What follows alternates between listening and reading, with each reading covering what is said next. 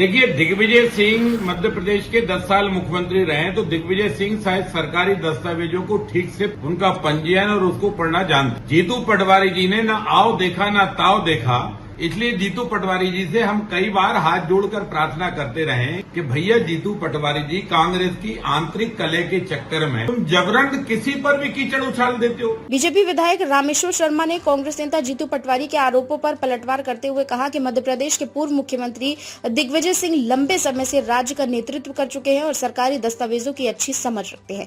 उन्होंने कहा कि जीतू पटवारी ने बिना तथ्यों की जांच किए मुख्यमंत्री पर आरोप लगाने की कोशिश की। रामेश्वर शर्मा के मुताबिक राजनीतिक बयानबाजी करते समय जिम्मेदारी और तथ्यों का ध्यान रखा जाना चाहिए। बीजेपी विधायक ने यह भी कहा कि कांग्रेस के आंतरिक मतभेदों का असर सार्वजनिक बयानों पर नहीं पड़ना चाहिए। उन्होंने जीतू पटवारी से अपील की कि वे किसी भी व्यक्ति पर बिना आधार के आरोप लगाने से बचें और तथ्यों के आधार पर ही अपनी बात रखें।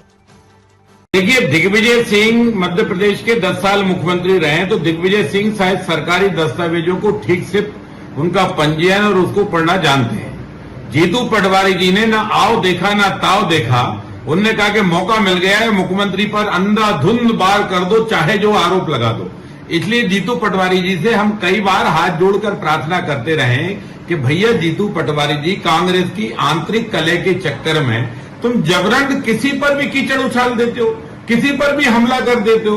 वीर भारत न्यास ये पूर्णतः सरकारी न्यास है और इस न्यास का पुराना पंजीयन है, कोई नया पंजीयन नहीं है। इसमें भारत माता के वो वीर सपूत योद्धा, उनके गौरव गाथा, उनकी कथाओं के नाट्य लेखन और उनसे संबंधित साहित्य को सजोना और उनके पुरातत्व महत्व को भारत की जनता और भारत की नवीन पीढ़ी से उसको अवगत कराना, ये उसके पीछे का मुख्य हेतु और मुख्य वो है। लेकिन उनने देखा 1 रुपए के पे 500 करोड़ की भूमि सरकार ने दे दी। अरे राजा, ऐसा कुछ नहीं किया। और इसलिए मैं, ठीक है, देर आए दुरुस्त आए, कम से कम दिग्विजय सिंह जी ने उनकी आंखें खोल दी कि आरोप तो लगाओ पर तथ्य वाले लगाओ, तथ्यहीन नहीं। और जीतू पटवारी जी ने तथ्यहीन आरोप लगाए हैं, इनका जवाब स्वयं कांग्रेस के नेता दिग्विजय सिंह जी ने दिया है।